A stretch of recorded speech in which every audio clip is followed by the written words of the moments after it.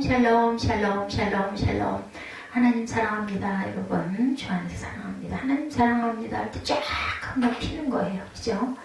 오늘 솔로몬의 잠언이죠. 솔로몬의 잠언. 1장 1절에서 잠언의 저자를 솔로몬이라고 기록하고 있는데 잠언의 대부분을 솔로몬이 기록했다라고 기록되어 있습니다. 열왕기상 4장 30절에서 32절에 솔로몬의 지혜가 동쪽 모든 사람의 지혜와 애굽의 모든 지혜보다 뛰어난지라. 그가 잠언 3000가지를 말하였고 그의 노래는 1005편이며, 예, 그 노래라는 거는 시편이겠죠. 예, 그리고 1005편이며 전도서 12장 9절에도 전도자는 지혜자에서 여전히 백성에게 지식을 가르쳤고 또 깊이 생각하고 연구하여 잠언을 많이 지었다. 잠언의 목적은 지혜와 명철을 얻기 위해서 여호와를 경외하게 하며 있습니다. 1절에 계속 나타나죠. 1장에 2절에 보면 지혜와 훈계를 알게 한다. 명철의 말씀을 깨닫게 한다. 3절에 보면 지혜롭게 공의롭게 정의롭게 정직하게 행한 일에 대하여 훈계를 받게 한다. 4절에서 어리석은 자를 슬기롭게 한다. 그리고 젊은 자에게 지식과 근신함을 주게 한다. 그래서 지혜는 야훼를 경외하는 것이다 라고 얘기하죠. 욥기 28장 28절에 주를 경외함이 지혜요. 잠언 9장 10절에 야훼를 경외하는 것이 지혜의 근본이요. 시편 111편 10절에 야훼를 경외함이 지혜의 근본이요. 예, 미가서 6장 9절에 지혜는 주의 이름을 경외함이니라. 명철에 대해서 거룩하신 자를 아는 것이 명철이라고. 잠언 9장 10절에 거룩한 자를 아는 것이 명철이니라. 시편 119편 99절에 내가 주의 증거들을 늘 옵절임으로 나의 명철함이 나의 모든 스승보다 낫다. 시편 119편 100절에 주의 법도들을 지킴으로 나의 명철함이 노인보다 나으니라. 119편 104절에 주의 법도들로 말미암아 내가 명철하게 되었으므로 모두 거짓 행위를 미워하나이다.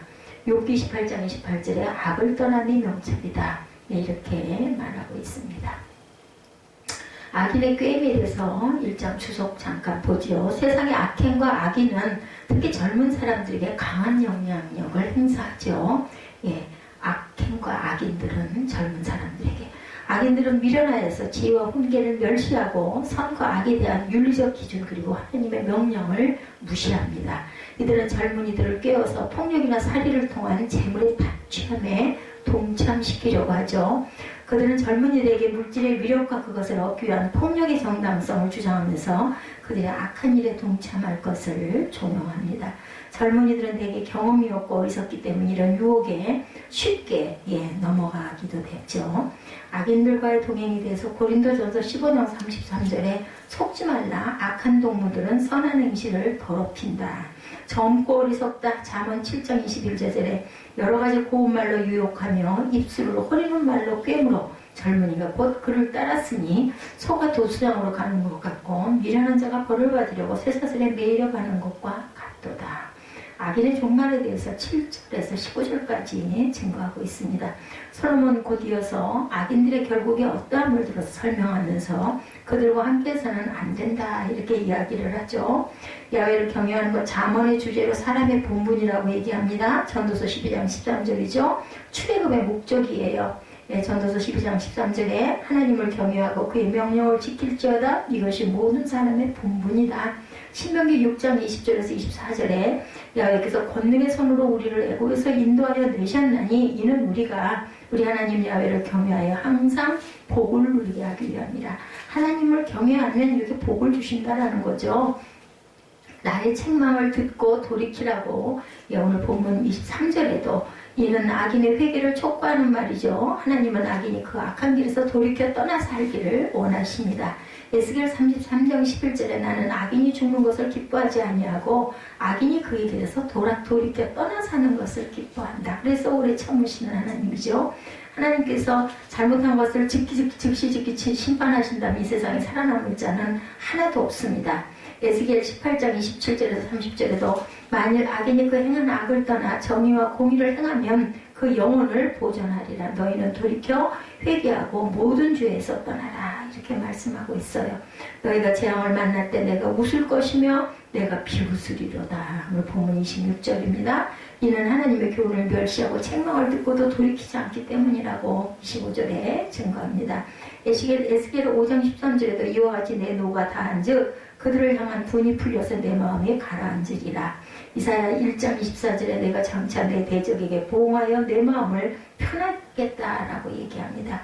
재앙이 폭풍같이 이르겠다 그러죠. 오늘 본문 27절에 야훼를 경외하지 않는 악인에는 재앙이 폭풍같이 임하게 된다. 예레미야 23장 19절에 보라 야훼의 노여움이 일어나 폭풍과 회오리 바람처럼 악인의 머리를 칠 것이다. 레위기 6장 14절에서 39절에 내 규례를 멸시하며 내 언약을 배반할진대 내가 너희에게 놀라운 재앙을 내리리라고 증거하고 있습니다. 결국은 멸망할 것이라는 이야기죠. 잠언 11장 21절에 악인은 피차 손을 잡을지라도 벌을 면하지 못할 것이나 의인의 자손은 구원을 받습니다. 악인의 계획 잠언 4장 16절입니다. 그들은 악을 행하지 못하면 자지 못하며 사람을 넘어뜨리지 못하면 잠이 오지를 않는다고 해요. 그럼에도 그들은 그들의 문제를 깨달지 못하기 때문에 어리석기도 자신들의 죽음을 향해 빠른 걸음으로 달려가고 있어요. 불나방 저는 늘 그걸 봅니다. 물고기가 어느 날 밖으로 튀어나와가지고 결국은 죽어 있어요. 그죠? 튀어나오면 별천지를 만날 것 같았는데 사망의 길이라는 것을 모르는 거죠. 이렇게 해서 자기가 겪어보지 않고 좀 알면 얼마나 지혜롭고 현명해요. 근데 그걸 해보다가 결국은 죽습니다. 그들의 폭력과 살인에 대한 악한 계획은 결국 스스로의 피를 흘리게 하는 결과를 가져온다는 것을 정말 미련해서 모르는 거죠. 솔로몬은 악인들의 결국이 어떠함을 이렇게 계속 설명합니다. 그렇기 때문에 우리는 악을 멀리해야 된다. 10절과 15절에 증거해요. 우리 아까 6절까지 읽었죠? 7절부터 쭉 한번 읽어봅니다. 야훼를 경외하는 것이 지식의 근본이거늘 미련한 자는 지혜와 훈계를 멸시하느니라. 내 아들아 내 아비의 훈계를 들으며 내 어미의 법을 떠나지 말라. 이는 내 머리에 아름다운 관이요 내 목에 금사슬이니라.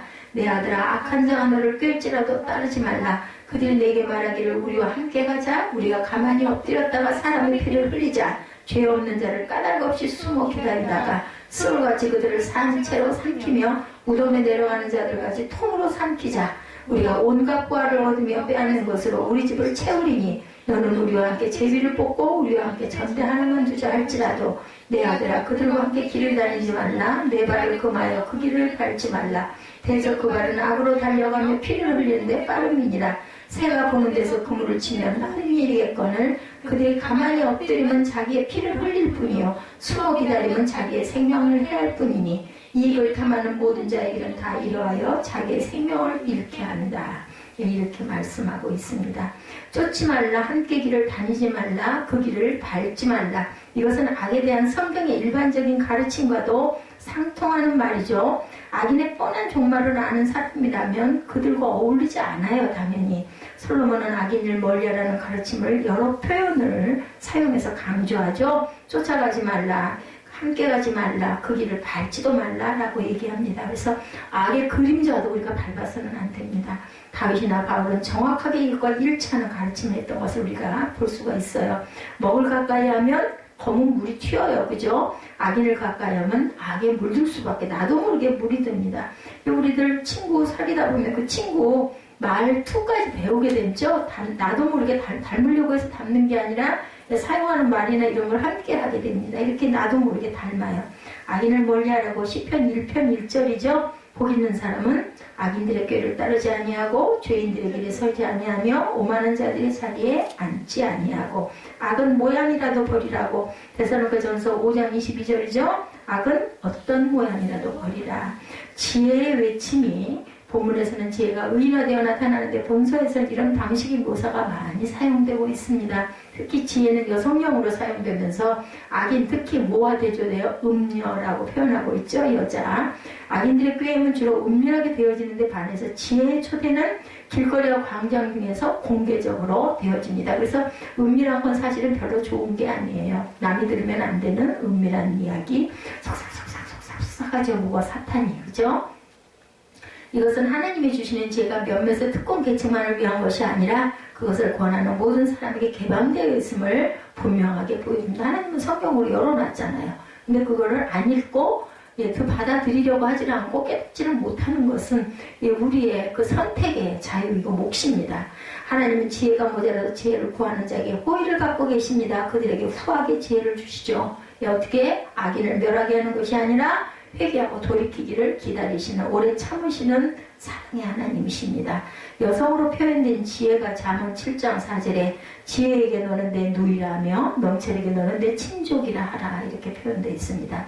지혜를 후히 주시죠. 야고보서 1장 5절에 너희 중에 누구든지 지혜가 부족하거든 모든 사람에게 후히 주시고 꾸짖지 아니하시는 누구에게 하나님께 구하라. 그리하면 주십니다. 구하지 않기 때문에 받지 못하는 거예요. 근데 구할 마음이 안 들어. 뭐 그런다고 될 거야. 이러면 백발백중 안 되죠. 당연히. 그죠? 부정적인 호소를 합니다. 지혜의 초대는 크게 두 부분으로 나뉘죠. 그것은 지혜의 초대에 응한 사람들에게 대한 혜택, 지혜를 거부했을 때 당하는 재앙 두 가지로 나타나는데 지혜는 특히 어리석은 자와 거만한 자들을 초대의 대상으로 삼아 회개를 촉구합니다. 지혜가 더 필요한 사람은 어리석은 사람임에도 불구하고 그들은 오히려 지혜를 멀리하죠. 이것은 마치 선지자들의 메시지와도 유사한 내용을 보는 느낌을 갖게 합니다. 하나님의 말씀에 대한 거부는 결국 하나님께서 악인을 거부하시는 결과를 가져온다라고 얘기하죠. 그래서 우리 어디까지 읽었죠? 16절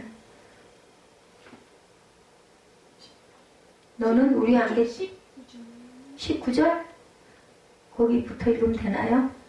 18절 그들이 가만히 엎드리면 자기의 피를 흘릴 뿐이요 숨어 기다리면 자기의 생명을 해할 뿐이니 이익을 탐하는 모든 자에게는 다 이러하여 자기의 생명을 잃게 하느니라.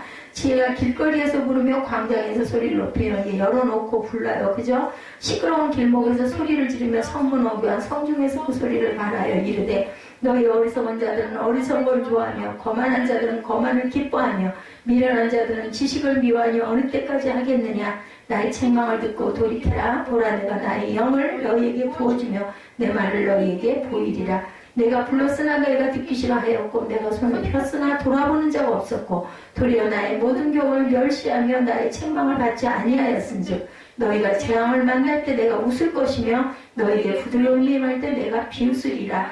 너희의 두려움이 광풍같이 임하겠고 너희의 재앙이 폭풍같이 일겠고 너희에게 근심과 슬픔이 임하리니 그때 너희가 나를 부르리라. 그래도 내가 대답하지 아니하겠고 부지런히 나를 찾으리라. 그래도 나를 만나지 못하리니 대저 너희가 지식을 미워하며 야훼 경외하기를 즐거워하지 아니하며 나의 교훈을 받지 아니하고 나의 모든 책망을 업신여겼습니다. 그러므로 자기 행위의 열매를 먹으며 자기 꾀에 배부르리라. 어리석은 자의 퇴보는 자기를 죽이며 미련한 자의 안위는 자기를 멸망시키려니와 오직 내 말을 듣는 자는 평안히 살며 재앙의 두려움이 없이 안전하리라. 아멘. 그러니까 다 열어놨어. 너희들 들어라. 너희들 듣고 깨달아라 했는데 결국 그걸 안 들으면 방법이 없는 거죠. 하나님에 대한 거부에 대해서 예레미야 7장 13절에도 야훼의 말씀이니라. 이제 너희가 이거 모든 일을 행하였으며 내가 너희에게 말하되 새벽부터 부지런히 말하여 듣지 아니하였고 너희를 불러도 대접하지 아니하였느니라. 감춰놓은 게 아니에요. 하나님의 보안은 열어놨어요. 그냥 보여주고 계셔요. 그런데도 눈이 멀고 귀가 먹고 그죠? 안 보이고 안 들린다라는 거죠. 하나님을 거부합니다. 이사야 1장 15절입니다. 너희가 손을 펼 때 내가 내 눈을 너희에게 가리고 너희가 많이 기도할지라도 내가 듣지 아니하리니 이는 너희의 손에 뭐가 피가 가득하니라. 회개하지 않았다는 거죠. 긍정적인 호소가 나옵니다. 반대로 지혜를 받은 자들은 안녕함과 평안의 축복을 누리게 된다라고 말씀하죠. 평안처럼 좋은 건 없습니다. 왜냐하면 지혜는 그것을 가진 자에게 생명나무와 같아서 생명과 복을 베풀며 모든 재앙을 미리 알아 피할 수 있게 해주기 때문이다. 지나가다 보니까 어떤 곳에 교회 이름이 태평교회라고 세워졌어요. 그래서 왜 태평교회라고 세워졌을까? 평강교회, 평강교회 이게 좋을 텐데 참 안타깝다. 왜 태평이라고 하셨는지는 뭐 또 이유가 있으시겠죠. 왜냐하면 지혜는 그것을 우리가 기도할 때도 그렇고 말씀을 쓸 때도 그렇고 기도 제목을 쓸 때도 그렇고 되도록이면 성경적인 그러한 언어를 사용해야 합니다. 지혜는 그것을 가진 자에게 생명나무와 같아서 생명과 복을 베풀며 모든 재앙을 미리 알아 피할 수 있게 해주기 때문이다. 이 말 한마디가 우리 입술의 모든 고백을 하나님께서 호람되어 듣고 듣고 계시죠? 예. 사실 하나님의 말씀에 대해서 겸손하게 받아들이고 순종하는 것만이 참된 평안과 안식을 누리는 유일한 방법입니다. 지혜와 생명나무, 예, 잠언 3장 18절, 지혜는 그 얻은 자에게 생명나무라, 지혜를 가진 자는 복되도다. 재앙을 피합니다. 잠언 22장 3절에 슬기로운 자는 재앙을 보면 숨어 피하여도 어리석은 자는 나가다가 해를 받아요. 피할 줄도 알아요. 슬기로운 자는 재앙이 오는구나 피하는데, 예, 어리석은 자는 머리 꼿꼿이 들고 나가다가 그만 폭삭 그 자리에서 그저 무너지죠. 예, 그래서 우리 잠언 1장은 지혜가 무엇이며 지혜가 지혜를 따르지 않고 악인을 따르는 것의 부정적인 결과, 지혜를 얻은 자가 누릴 축복에 대해서 우리 읽어봤지만 말씀하고 있습니다. 참된 지혜는 바로 예수 그리스도시죠. 우리가 그래서 맨 마지막 찬양을 생명나무 그 찬양을 제가 했습니다. 이렇게 찾아서 예수 그리스도를 통해서만 참된 평화, 영원한 안식을 얻을 수 있다. 너희는 하나님으로부터 나서 그리스도 예수 안에 있고 예수는 하나님부터 나와서 우리에게 지혜와 의로움과 거룩함과 구원함이 되셨다. 고린도전서 1장 30절이죠. 그리고 지혜는 바로 예수 그리스도시라고 말씀하고 있습니다. 우리에게 지혜와 의로움과 거룩함과 구원이 되셨어요. 예수님은 하나님으로부터 나와서. 그럼 우리는 하나님을 알아 경외함으로 구원에 이르는 지혜를 받아야 되겠다. 디모데후서 3장 15절입니다.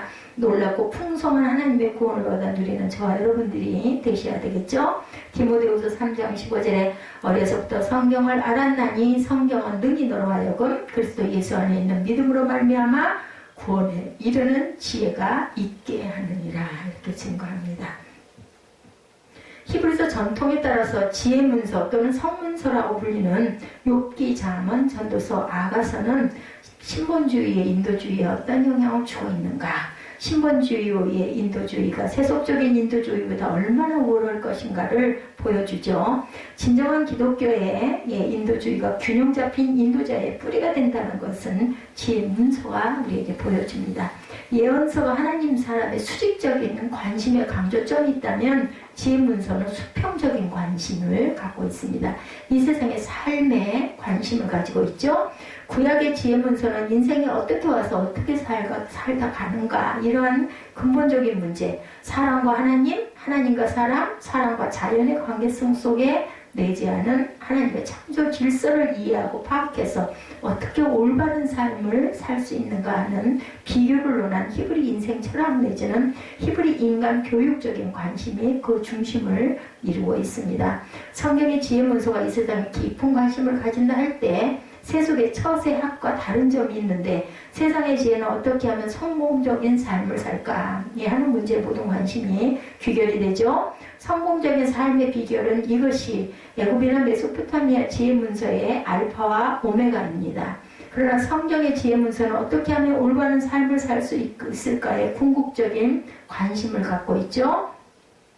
성공적인 삶은 아무래도 좋다. 어떤 의미에서는 실패도 좋다. 그러나 어떻게 하면 사람다운 올바른 삶을 살 수 있겠는가?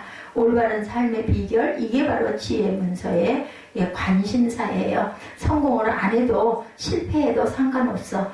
어떻게 사람다운 올바른 삶을 살 수 있는가? 이것이 바로 관건입니다. 성공적인 삶의 비결과 올바른 삶의 비결, 무엇이 더 인간적이며 인도주의적일까? 잠언이란 말재차가 비슷한 것을 비교한다는 뜻이에요. 잠언이라는 뜻이 세상적인 것과 신앙적인 것, 올바른 삶과 성공적인 삶, 찰나적인 것과 영속적인 것의 비교를 통해서 올바른 인도주의를 가르쳐 줍니다. 그럼 무엇이 올바른 삶을 가능하게 하는 걸까? 구약 그 지혜 문서의 탁월성은 올바른 삶을 가능케 하는 근본적인 특징이 바로 야훼 경외에 있다, 이렇게 주장을 하고 있습니다. 올바른 삶, 참 성공적인 삶의 뿌리는 여호와 경외에 있다고 지혜 문서는 계속해서 말하죠. 오늘 보면 7절, 9장 10절, 15장 33절, 전도서 12장 13절, 시편 111편 10절분입니다. 그럼 먼저 지혜 문서에서 야훼 경외란 무엇을 의미하나? 첫째, 무엇보다 하나님의 창조 주권과 창조 질서 속에 나타나는 하나님의 역사적인 통치 주권에 대한 인식과 인생 편에서의 응답을 나타내고 있습니다. 야훼를 경외한다고 할 때 예언서의 관점인 계약의 질서에서 이해하지 않고 지혜 문서의 수평적인 삶을 이해한다면 하나님의 창조 질서와 통치 주권에 감격해서 찬양과 감사로 응답하게 되는 거죠. 나 같은 것도 인생이라고 하나님께서 공의와 자비와 긍휼로 살게 해주시니 감사하며 순종하는 삶을 살게 됩니다. 우리가 이런 분들을 은혜 받은 사람들, 구별된 사람들 이렇게 표현하죠. 적극적으로 항상 기뻐하고 쉬지 말고 기도하며 범사에 감사하는 삶이 바로 그런 삶입니다. 우리 잘 알죠. 데살로니가전서 5장 16절에서 18절까지 나타나고 있습니다. 곧 하나님께 예배하고 교제하며 봉사하는 삶을 가리킵니다. 둘째로 야훼를 경외하는 삶은 악을 떠나는 것이라고 오늘 말씀하죠. 소극적으로 죄짓기를 두려워하는 삶입니다. 지혜로운 자는 두려워하여 악을 떠나나 어리석은 자는 방자하여 스스로 믿느니라. 잠언 14장 16절입니다. 정직한 자의 공의는 자기를 건지려니와 사악한 자는 자기를 악에 잡히게 합니다. 잠언 11장 6절이죠. 이렇게 하나님의 창조 질서를 따라서 하나님의 없다고 하는 사상을 떠나 야훼를 경외하는 올바른 삶을 살려고 할 때 올바른 지혜가 필요하다. 하늘이 주시는 지혜입니다. 근데 그 지혜는 우리 눈에 보기에는 아닌 것 같아요. 보암직하지도 않고, 그죠? 먹음직하지도 않습니다.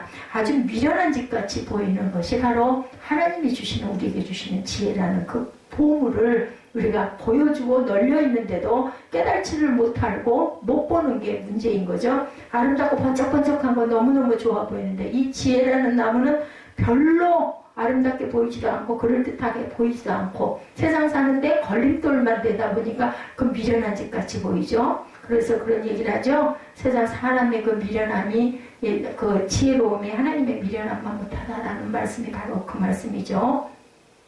오늘 본문은 야훼를 경외하는 올바른 삶을 실현하는 데 필요한 올바른 지혜가 무엇인지 실천적인 개념들을 평행법을 통해서 말씀하고 있습니다. 1장 2절에서 4절까지 보면 적어도 9가지 개념이 정리되어 있는 걸 볼 수가 있습니다. 야훼를 경외하는 올바른 삶의 첫째 지혜는 훈계라고 말씀하죠. 다윗의 아들 이스라엘 왕 솔로몬의 잠언이라. 이는 지혜와 훈계를 알게 하며 명체의 말씀을 깨닫게 하며 지혜롭게 공의롭게 정의롭게 정직하게 행할 일에 대하여 훈계를 받게 하며 어리석은 자를 슬기롭게 하며 젊은 자에게 지식과 근신함을 주기 위한 것이다.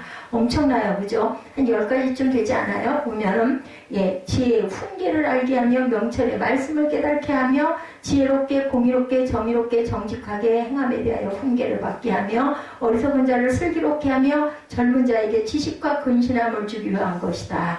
지혜 있는 자는 듣고 학식이 더할 것이요 명철한 자는 지략을 얻을 것이니라. 10가지 이상의 말씀을 그 짧은 구절 안에 다 포함하고 있습니다. 훈계란 히브리 말로 바로잡아준다라는 의미를 가지고 있어요.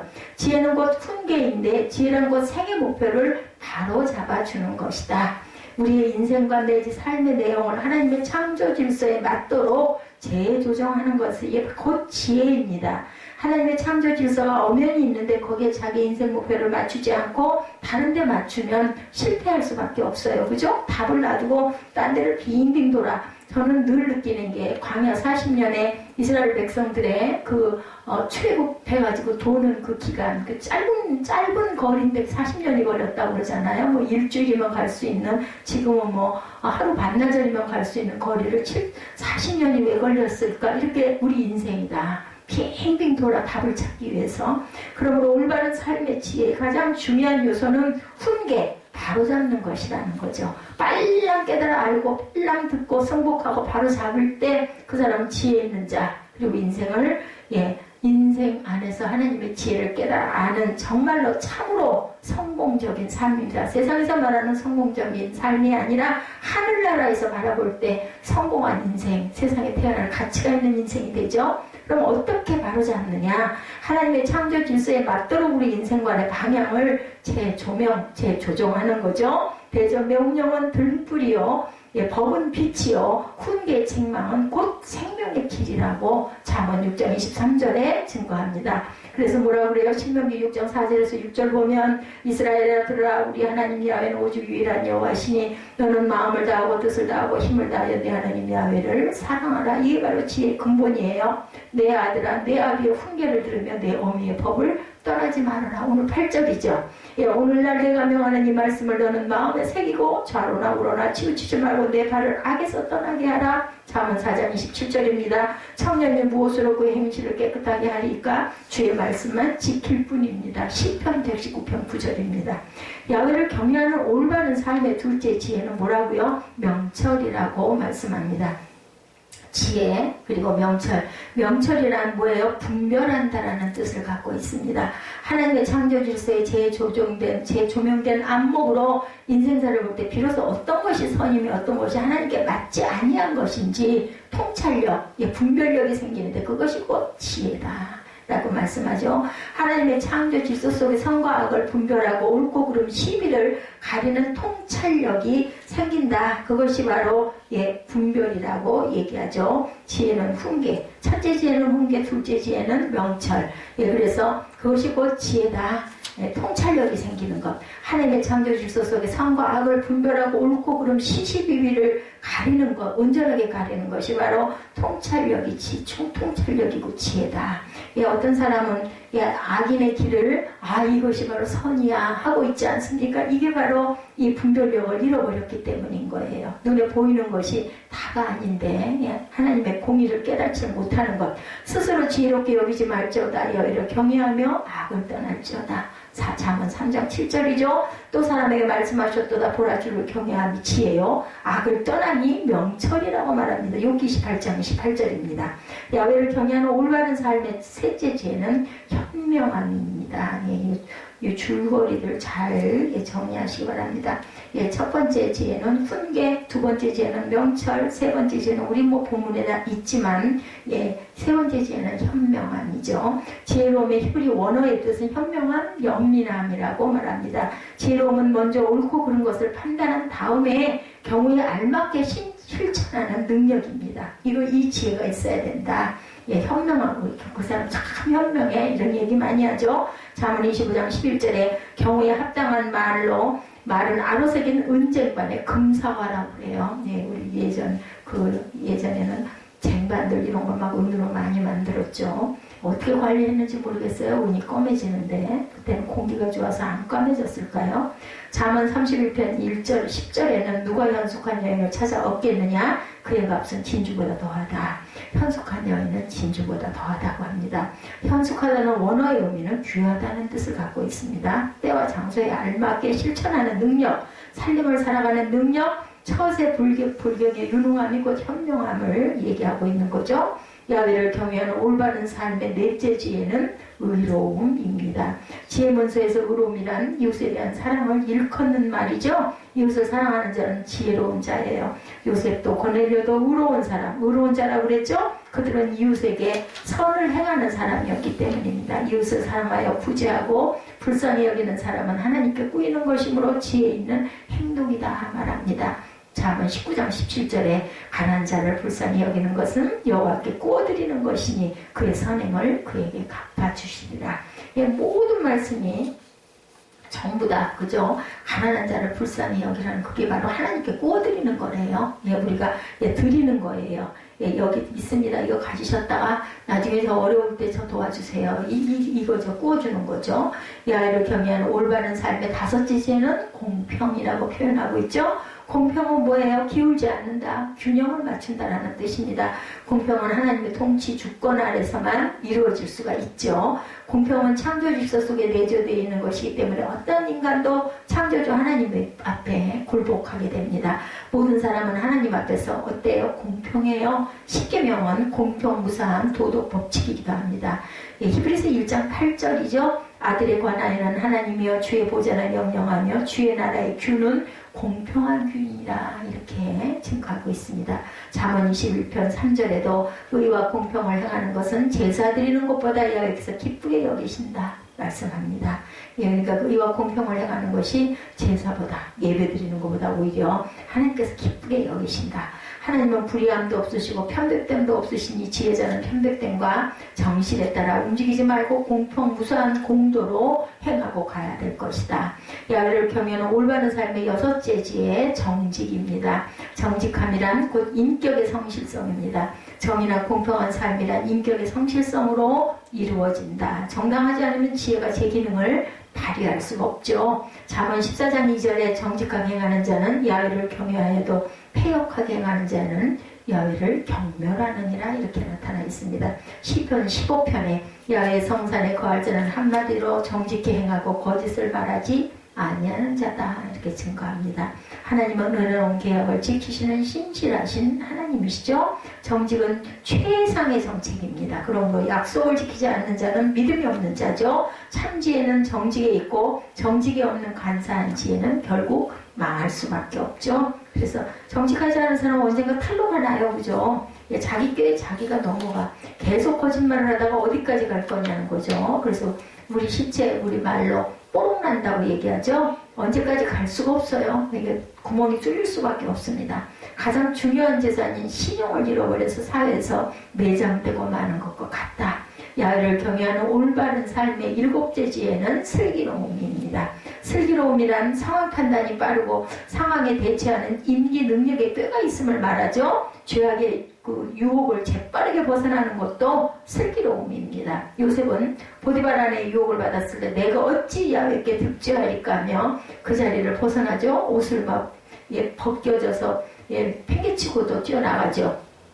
다니엘은 마음이 민첩하여 아무 틈, 아무 허물을 찾지 못하였다고 다니엘 6장 4절에 증거합니다.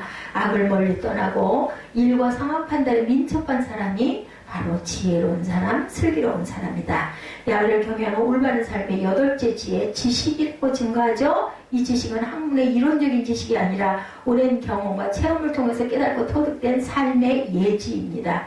기독교는 역사에 근거한 종교죠. 우리는 역사적인 체험과 지식을 존중해야 합니다. 르호보암은 나이 많은 충신들의 충고를 거절하다가 망했어요. 그죠? 열왕기상 12장 8절에 보면 잠언 1장 8, 9절에도 내 아들아 내 아비의 흉계를 들으며 내 어미의 법을 떠나지 말라. 이는 내 머리 아름다운 관이요 내 목에 금사슬이라고 증거합니다. 오늘 본문이죠. 야훼를 경외하는 올바른 삶의 아홉째 지혜 뭐라고요? 근신이라고 하죠. 근신이란 말과 행동을 즉흥적으로 기회적으로 하지 않고 계획성을 가지고 목표지향적으로 인생을 설계하는 것을 의미합니다. 아무 소리 안 하고 가만히 있는 것은 근신이 아니에요. 계획을 가지고 자기의 목표를 설계할 수 있는 깊은 능력이 올바른 삶을 이끌어가는 지혜다. 너는 모략으로 싸우라. 승리는 지략이 많음에 있느니라. 잠언 24장 6절. 묵시가 없으면 백성이 방자행한다. 잠언 29장 18절입니다. 이와 같은 9가지 지혜로운 인격의 속성이 구비될 때 구약이 말씀하는 바 지혜의 탁월성이 이끌어가는 야훼 경외의 올바른 삶이 전개된다. 5절에 4절까지 내용들이었어요. 그죠? 지혜 있는 자는 듣고 확실히 더할 것이요 명철한 자는 지략을 얻을 것이라고 했는데 이렇게 9가지 여호와를 경외하는 올바른 삶의 지혜를 가진 자가 우리가 돼야 되겠죠. 그래서 보니까 플러스에서 봅니다. 훈계, 명철, 현명, 의로움, 공평, 정직, 슬기, 지식, 근신 이것들의 지혜. 바꿔 말하면 바로잡음, 분별, 통찰, 유능, 사랑, 중용, 성실, 민첩, 경험, 계획이 지혜이다.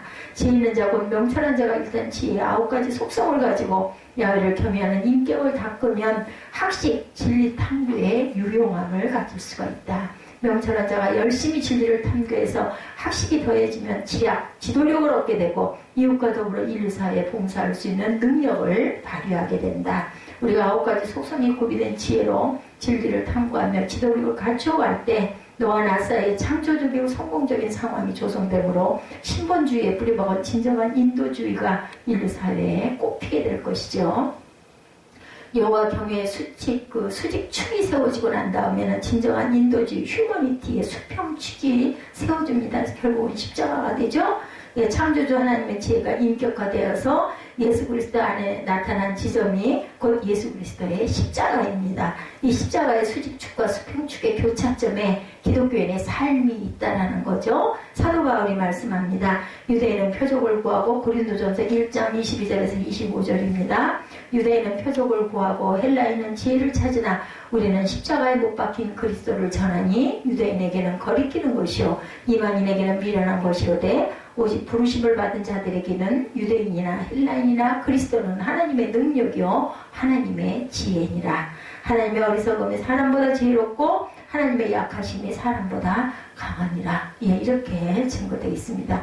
내가 너희와 라오디게아에 있는 자들과 물은 내 육신의 얼굴을 보지 못한 자들을 위하여 얼마나 힘쓰는지 너희가 알기를 원하느니. 골로새서 2장 1절에서 3절입니다. 이는 그들로 마음의 위안을 받고 사랑 안에서 연합하여 확실한 이해의 모든 풍성함과 하나님의 비밀은 그리스도를 깨닫게 하려 함이니 그 안에는 지혜와 지식의 모든 보화가 감추어져 있느니라. 증거하죠.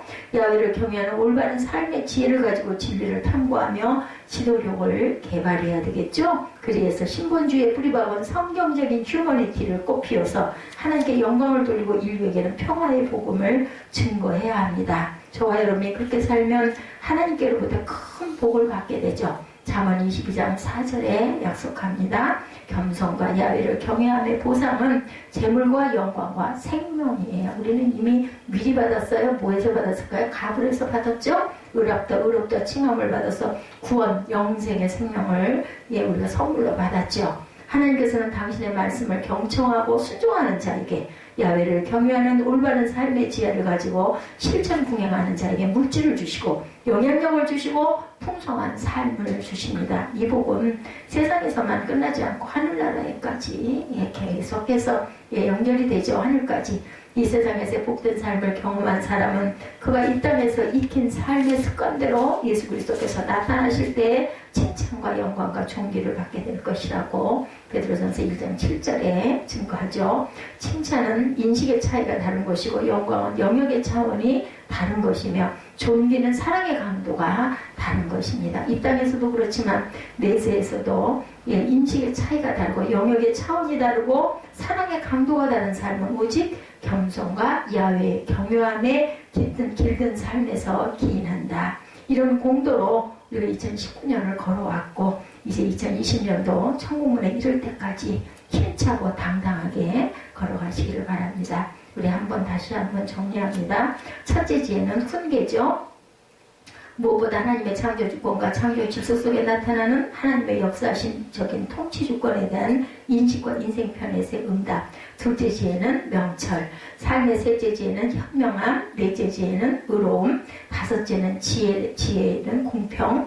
여섯째 지혜는 정직. 일곱째 지혜는 슬기로움. 여덟째 지혜는 지식. 올바른 삶의 아홉째 지혜는 근신함입니다. 이 9가지를 우리가 마음에 새기고 잠언 1장을 통해서 하나님이 우리에게 뭐를 주시기를 원하세요? 복을 주시기를 원하고 기다리고 바라보고 계신다는 것을 잊지 않는 저와 여러분이 되시기를 주님의 이름으로 축복합니다.